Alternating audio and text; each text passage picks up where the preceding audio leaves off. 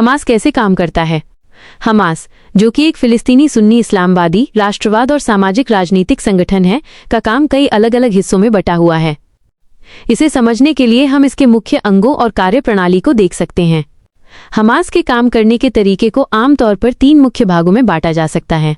1. राजनीतिक wing, political wing. ये Hamas का सार्वजनिक चेहरा है और इसका काम कूटनीति, शासन और फिलिस्तीनी समाज में राजनीतिक प्रभुत्व स्थापित करना है। हमास ने गाजा पट्टी में चुनाव जीते हैं और वहां की सरकार चला रहा है। इस विंग का मुख्य काम राजनीतिक वार्ताएं करना, दूसरे देशों से संबंध बनाना और अपनी विचारधारा का प्रसार करना है। इस विंग के तहत हमास ने गाजा में स्कूल, अस्पताल और सामाजिक सेवाएं भी चलाई हैं, जिससे उसे लोगों का समर्थन हासिल हुआ है। 2. सैन्य विंग, मिलिट्री विंग। इसे ईज़ अल दीन अल कस्साम ब्रिगेड के नाम से जाना जाता है। ये हमास का सशस्त्र हिस्सा है, जिसका मुख्य काम इजराइल के खिलाफ सैन्य कार्रवाई करना है।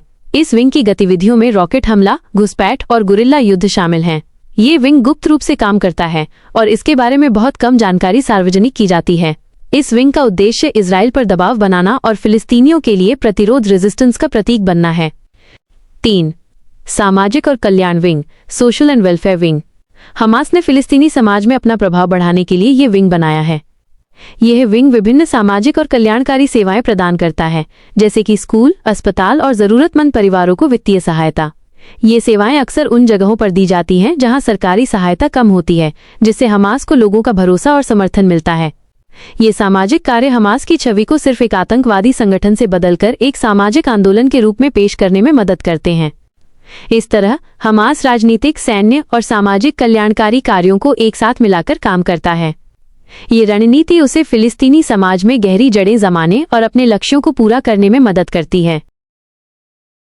हमास को हथियार कई तरीकों से मिलते हैं, जिनमें सबसे बड़ा नाम ईरान का है। ईरान हमास को न केवल हथियार देता है, बल्कि उन्हें पैसा, ट्रेनिंग और तकनीकी सहायता भी प्रदान करता है। हमास के हथियारों के स्रोत को मोटे तौर पर इन श्रेणियों में बांटा जा सकता है। 1. ईरान का समर्थन। ईरान को हमास का सबसे महत्वपूर्ण समर्थक माना जाता है। ईरान हमास को उन्नत रॉकेट, मिसाइल और अन्य हथियार उपलब्ध कराता है। ये हथियार अक्सर तस्करी के जरिए गाजा पट्टी तक पहुंचाए जाते हैं। ईरान हमास को वित्तीय और तकनीकी सहायता भी देता है, जिससे हमास अपने हथियार खुद बना सके। 2. तस्करी के नेटवर्क। हमास हथियारों की तस्करी के लिए कई गुप्त रास्तों का इस्तेमाल करता है। मिस्र के सिनाई प्रायद्वीप के नीचे बनी सुरंगें एक प्रमुख मार्ग हैं। इन सुरंगों का इस्तेमाल न केवल हथियार, बल्कि भोजन, पैसा और अन्य सामानों की तस्करी के लिए भी किया जाता है। 3. स्थानीय उत्पादन। हमास ने गाजा पट्टी के भीतर ही हथियार बनाने के लिए अपनी क्षमता विकसित कर ली है। ये अक्सर साधारण सामग्री, जैसे कि पानी के पाइप और लोहे के स्क्रैप का उपयोग करके घर में बने रॉकेट और मोर्टार बनाता है। हालांकि इन हथियारों को बनाने के लिए ज़रूरी तकनीक और सामग्री अक्सर ईरान या अन्य विदेशी स्रोतों से मिलती है। 4. अन्य देशों और संगठनों से संबंध। ईरान के अलावा हमास के संबंध कुछ और देशों और संगठनों से भी हैं। इनमें सीरिया और लेबनान में हिजबुल्लाह जैसे समूह शामिल हैं, जो ईरान द्वारा समर्थित हैं। इन समूहों के साथ हमास का सहयोग भी हथियारों और सैन्य जानकारी के आदान प्रदान में मदद करता है। कुछ रिपोर्ट्स के अनुसार हमास के पास रूस और चीन में बने हथियार भी पाए गए हैं, जो शायद तस्करी के नेटवर्क के माध्यम से पहुंचे हैं। ये ध्यान रखना जरूरी है कि हमास को हथियारों की आपूर्ति एक बहुत ही गुप्त और जटिल प्रक्रिया है और सटीक जानकारी आसानी से उपलब्ध नहीं होती है। हमास ने 7 अक्टूबर 2023 को इजराइल पर जो हमला किया, वो एक बहुत ही जटिल घटना थी और इसके कई कारण बताए जाते हैं।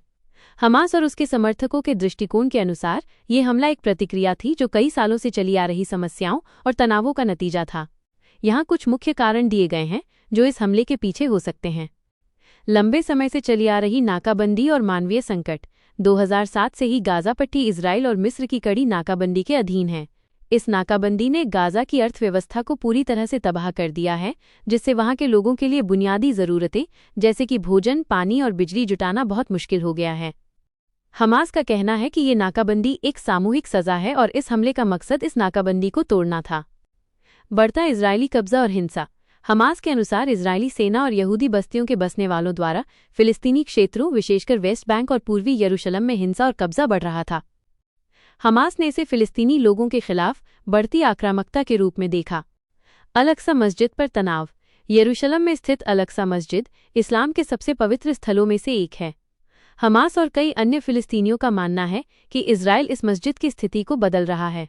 पिछले कुछ सालों में यहां हुई झड़पों और इजरायली पुलिस की कार्रवाई को हमास ने अपनी कार्रवाई का एक बड़ा कारण बताया। राजनीतिक उद्देश्य। कुछ विश्लेषकों का मानना है कि हमास ने यह हमला कई राजनीतिक उद्देश्यों को पूरा करने के लिए किया। इनमें से एक उद्देश्य इजराइल सऊदी अरब सामान्यीकरण नॉर्मलाइजेशन को रोकना था। अगर सऊदी अरब और इजराइल के बीच राजनयिक संबंध स्थापित हो जाते तो ये फिलिस्तीनी मुद्दे को हाशिए पर धकेल सकता था। हमास शायद इस हमले के जरिए ये दिखाना चाहता था कि फिलिस्तीनी मुद्दा अभी भी जीवित है और उसे नज़रअंदाज नहीं किया जा सकता। प्रतिष्ठा और समर्थन हासिल करना। हमास ने गाज़ा में अपनी लोकप्रियता को बनाए रखने के लिए भी ये हमला किया होगा। गाज़ा में खराब जीवन यापन की स्थिति के कारण हमास के प्रति जनता का असंतोष बढ़ रहा था। एक बड़े पैमाने पर सैन्य कार्रवाई करके हमास ने खुद को फिलिस्तीनी लोगों के प्रतिरोध के नेता के रूप में फिर से स्थापित करने की कोशिश की। ये ध्यान रखना जरूरी है कि ये सभी हमास और उसके समर्थकों द्वारा बताए गए कारण हैं। इजराइल और कई अन्य देशों ने इस हमले को एक आतंकवादी कृत्य बताया है और इन कारणों को पूरी तरह से खारिज कर दिया है। वे इसे केवल निर्दोष नागरिकों को मारने और बंधकों को पकड़ने की एक सोची समझी योजना मानते हैं। अगर वीडियो अच्छा लगे तो लाइक, शेयर और सब्सक्राइब जरूर करें।